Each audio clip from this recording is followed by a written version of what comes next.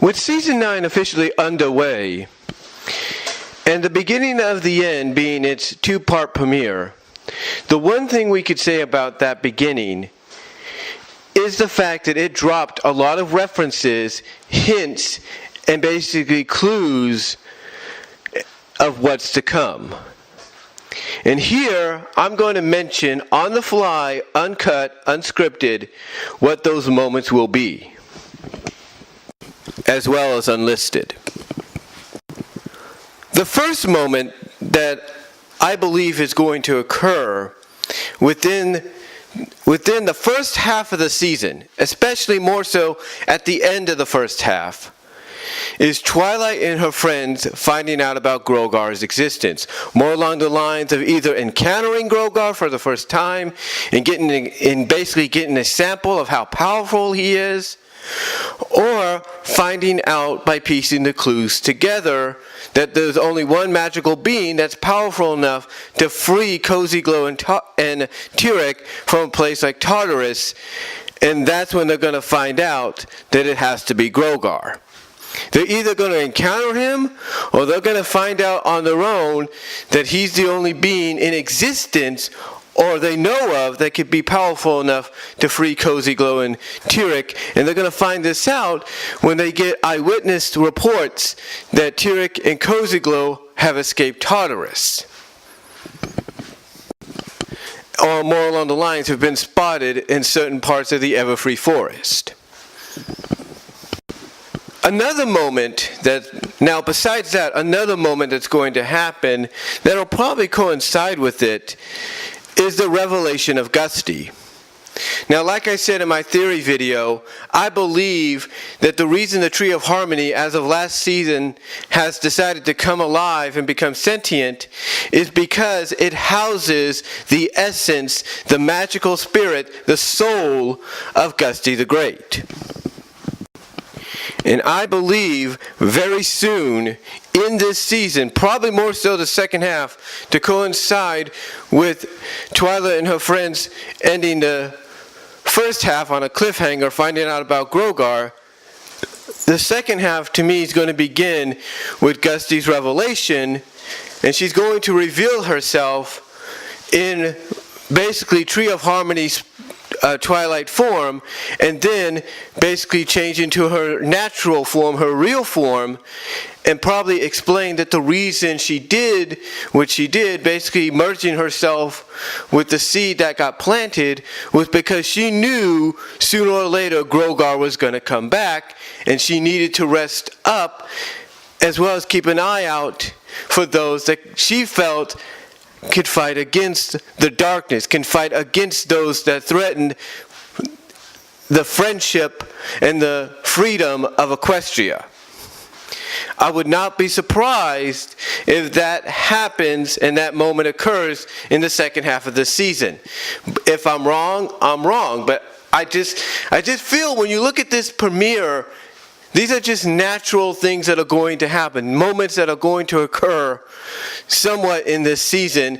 And these two parts of the season, these two areas in the season, are probably the best time for each and every one of these two, or each of these two, to take place on their own individual merits.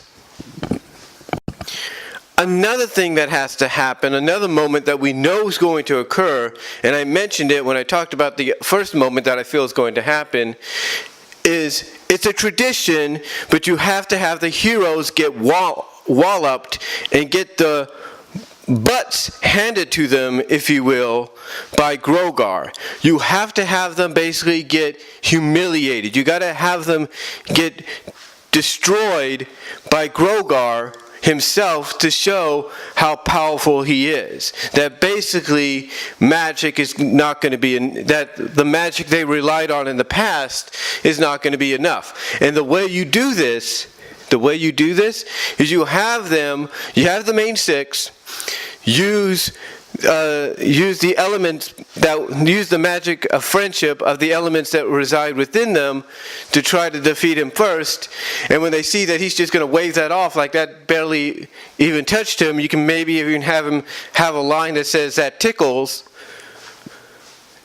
Then you have them go and activate the rainbow powers, and then try that, and when that doesn't work, that's when the realization will hit them, oh crap, this guy is a lot more powerful than we can imagine. And then you probably bring Discord into the picture, and when Discord tries, he can't beat him. Basically, in the long term, you need to have that moment, whether fans like to hear it or not, where they have to get walloped. They have to get the tails handed to them to realize that the only way they're going to beat Grogar is they need a certain magic that they don't have. And you know what I think that's going to be? I'll tell you in a moment. So the fourth moment that I believe is going to happen is the discovery of a new magic, possibly courtesy of Gusty the Great. If Gusty does play a role in this season, which there's no doubt she's going to, Gusty will probably let them know that the kind of magic they need is not just friendship, but a friendship that embodies each and every element that they represent, but it's got to be represented in each and every one of them. In other words, the main six, Twilight, Applejack, Rarity, Pinkie, Fluttershy, Rainbow Dash, they basically got to embody all six elements within them. They got to be honest. They got to be loyal. They got to be kind. They got to be generous. They got to have magic. They got to have laughter. All that. They basically got to embody all of that to really have the power needed to probably take Grogar down. And you know what? It would make sense. And at the same time, once that moment occurs where they discover that's the kind of magic they might need, basically you could have moments where Gusty test them. Well, Gusty and the Pillars and Celestia and Luna, they test them. They, let's say, go with Rarity, They have Rarity basically be like, okay, we're going to test to see if you have all six elements. We'll see if you can make people laugh. Let's see if you can be kind. Let's see, we know you're generous, but also let's see if you're loyal. Let's see if you're honest. And of course, the magic part. But you get what I'm saying, right? To me, there's going to be a moment where they're going to realize they need a specific kind of magic, and Gusty's going to reveal maybe that magic involves them having all six elements within each and every one of them. To me, it makes sense to go that route. Another moment that has to occur, of course, is basically answering all the ships in this series. I mean, basically, rumors have been going around that they're teasing Fluttershy and Discord finally getting together. You pretty much have kind of teased the fact that they're probably going to go with Spike and Rarity. We've had Sugar Belle, Big, but you get the idea. You got Cheese Sandwich coming back. So, to me, the next thing that has to happen in between this arc, maybe even towards the end, to show how important what's going to be happening and occurring is, you have to have the romantic aspect done with. You have to have it finalized. You have to have it put to the side. Basically, you got to have finality, is what I'm saying. And either it takes place in between, plays no real consent on what's going on, or basically you have it played up within the later half of the story arc of the season, where you have the admittance of love between these characters, because they know that if they don't say it now, they may not get another chance. So the ships are one moment that has to finally be addressed. Another moment that has to happen, of course, you got to have Grogar regain his bell or something like it.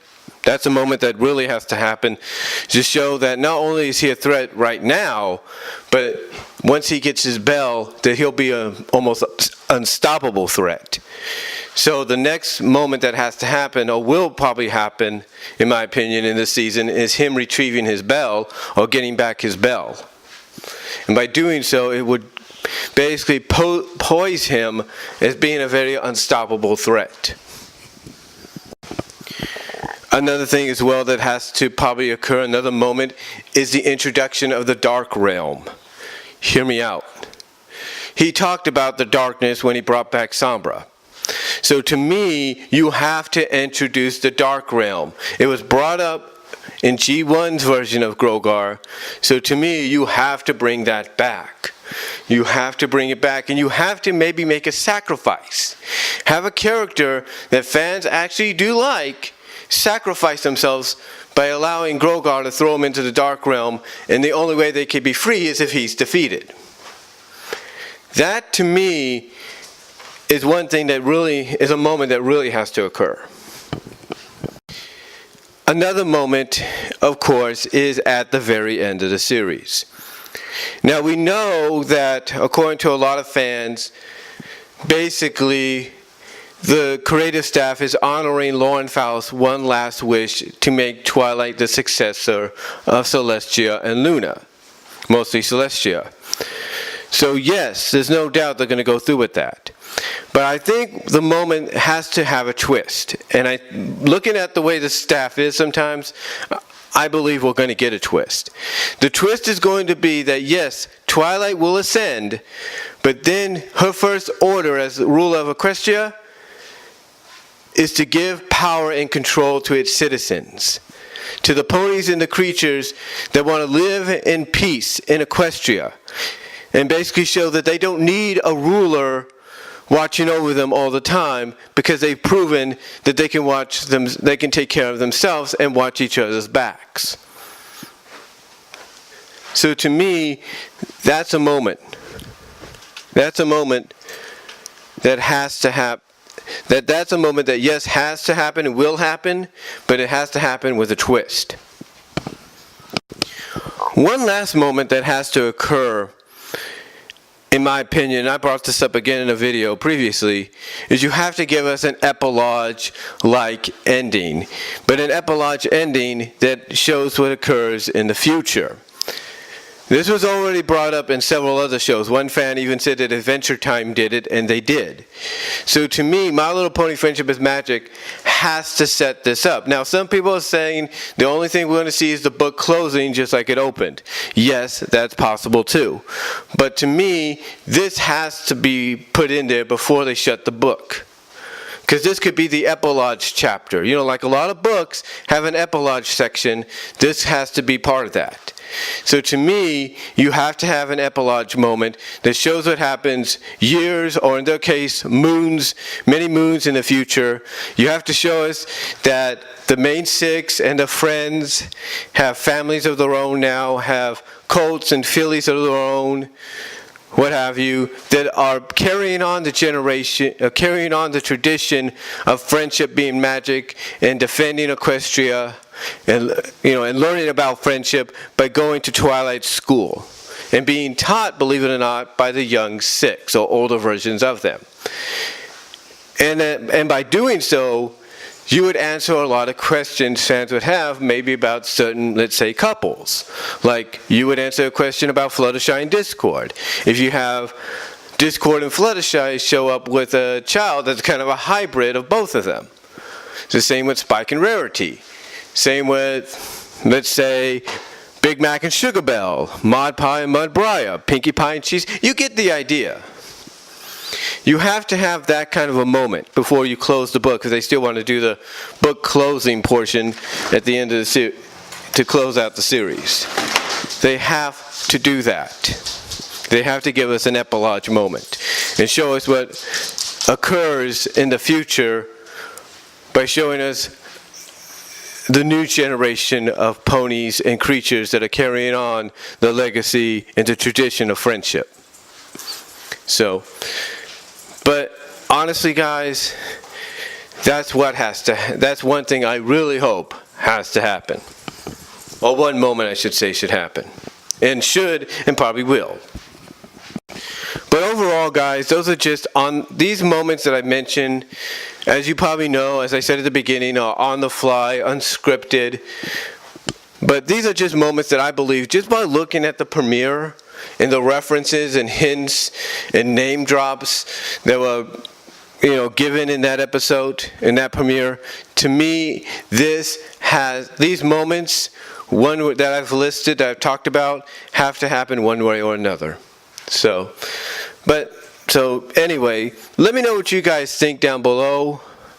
Hope you guys watch this video, maybe take your time, listen to what I had to say, and I will talk to y'all later. God bless. Take care.